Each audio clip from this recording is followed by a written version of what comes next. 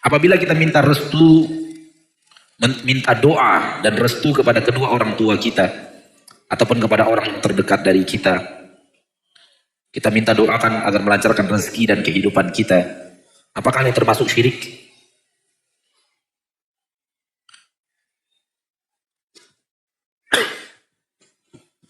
Ada 3 syarat. Lepas dari 3 syarat ini, permintaan kita kepada makhluk boleh dan tidak syirik. Doa dan permintaan kita kepada makhluk, asal lepas dari 3 perkara ini, maka itu bukanlah permintaan yang syirik. Kita meminta kepada Allah, minta tolong kepada Allah. Kita juga pernah minta tolong kepada makhluk. Minta tolong kepada teman, kepada orang tua, minta tolong kepada tetangga, kepada anak, kepada suami, kepada istri, kepada ustadz, kepada murid. Ada 3 hal yang harus dijauhi. Pertama, minta tolong harus ada 3 hal yang harus dipenuhi, mohon maaf. Bukan harus dijauhi, harus dipenuhi. Pertama, minta tolong harus kepada orang yang hidup.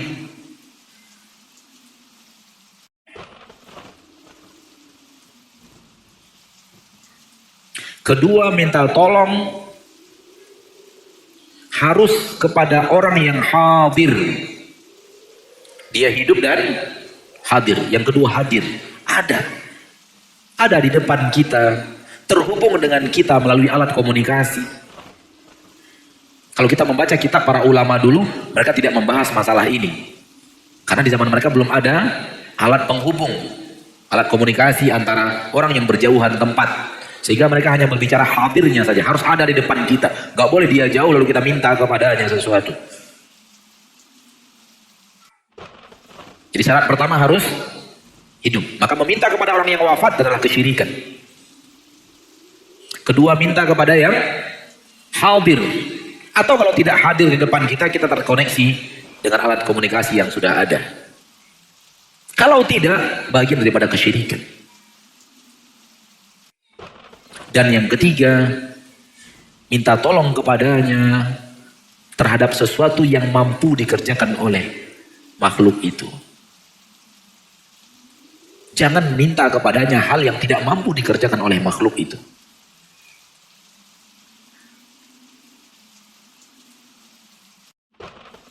Penuhi 3 syarat ini. Manakala permintaan kita terhindar dari meminta kepada orang yang sudah wafat, atau meminta kepada orang yang absen, gaib, atau meminta kepada sesuatu kepada orang, permintaan yang sebenarnya tidak sanggup dikerjakan oleh dia, manusia, atau selain manusia, maka ini adalah permohonan yang syirik.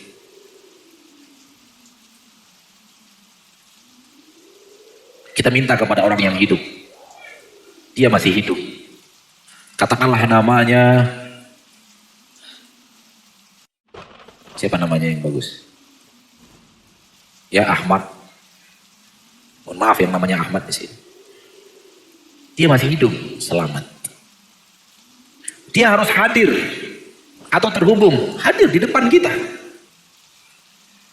Selamat. Permintaannya, tolong ambilkan sapu. Si Ahmad bisa nggak ambilkan sapu? Bisa, berarti selamat.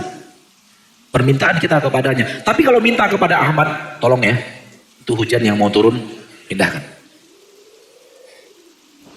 Kita sudah meminta kepadanya sesuatu yang tidak mampu dilakukan oleh makhluk. Yang bisa memindahkan hujan itu Allah. Maka hak Allah telah kita berikan kepada Ahmad. Dan kita telah menyekutukan Ahmad dengan Allah. Karena yang bisa menurunkan hujan dan bisa menahan hujan agar tidak turun hanya Allah. Ini akidah kita. Yang membuat hujan tidak turun, yang membuat hujan turun Allah satu-satunya. Gak ada yang lain. Ini akidah yang hak. Kalau kita minta itu kepada Muhammad, kepada Ahmad, kepada siapapun. Walaupun kita minta itu kepada para nabi dan para rasul. Kita minta kepada malaikat. Yang satu-satunya menurunkan adalah Allah. Yang satu-satunya bisa menahan adalah Allah. Sehingga permintaan manusia kepada pawang-pawang hujan untuk menahan hujan di langit, di awan itu tidak turun, adalah bagian daripada kesyirikan. La haula wala quwata illa billahil aliyyil azim. Nah, sekarang pertanyaannya, saya datang kepada orang tua saya, minta didoakan agar kehidupan saya sukses. Apakah ibu kita masih hidup? Masih, selamat.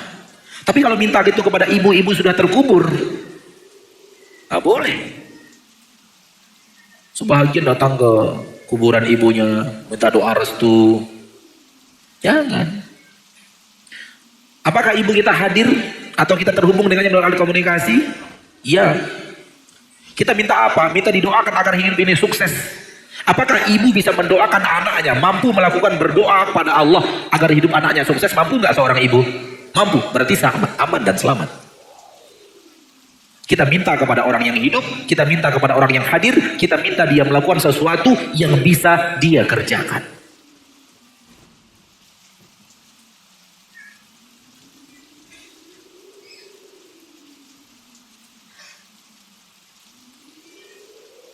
Begitu juga seorang murid datang kepada guru. Tolong doakan saya Pak Ustadz, tolong doakan saya Pak Guru, agar nanti ketika ujian saya bisa sukses. Tidak salah, asal terpenuhi 3 syarat yang tadi. Hal yang salah manakala salah satu di antara 3 syarat itu tidak terpenuhi. Dan ini sedikit lebih halus daripada itu. Yang akan kita bahas sekarang sedikit lebih halus daripada itu. Kita minta kepada Nabi Muhammad sallallahu alaihi wasallam agar Nabi Muhammad memberikan syafaat kepada kita kelak pada hari akhirat. Kita minta kepada Nabi Muhammad. Permintaan kita kepada Nabi Muhammad batil. Sekarang ini karena beliau sudah wafat. Beliau tidak hadir. Dan syafaat di akhirat adalah syafaat milik Allah. Syafaat milik Allah.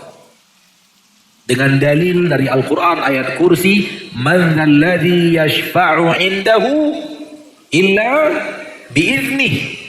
Siapa yang mampu memberikan syafaat di sisi Allah kecuali dengan izin darinya.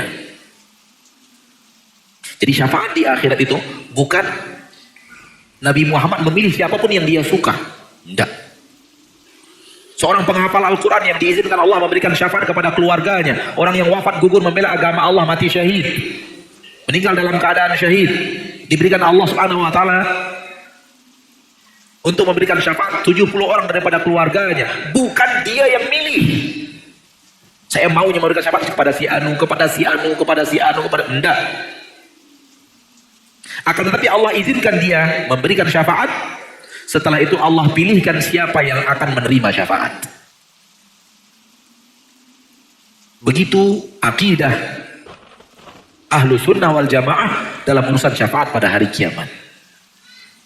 Syafaatnya para nabi, syafaatnya orang-orang saleh, syafaatnya para wali-wali Allah dari orang-orang yang bertakwa, syafaatnya penghafal Al-Quran, syafaatnya orang yang meninggal, orang yang meninggal dalam keadaan syahid.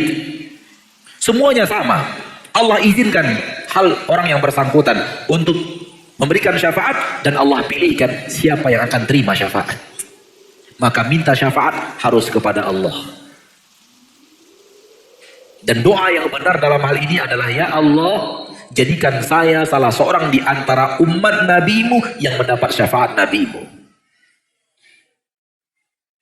Qul lillahi syafa'atu jami'a. Katakan seluruh syafaat milik Allah. Karena para nabi dan para rasul, orang-orang saleh yang tadi tidak bisa memberikan syafaat kecuali ketika Allah izinkan dan Allah tentukan siapa yang menerimanya. Maka jangan minta kepada nabi. Jangan minta kepada para nabi. Jangan minta kepada penghafal Al-Quran. Nanti dia akan memberikan saya syafaat, ya nggak boleh. Karena dia tidak mampu memberikan kita syafaat. Itu meminta kepadanya untuk hal yang tidak mampu dia lakukan. Minta kepada Allah.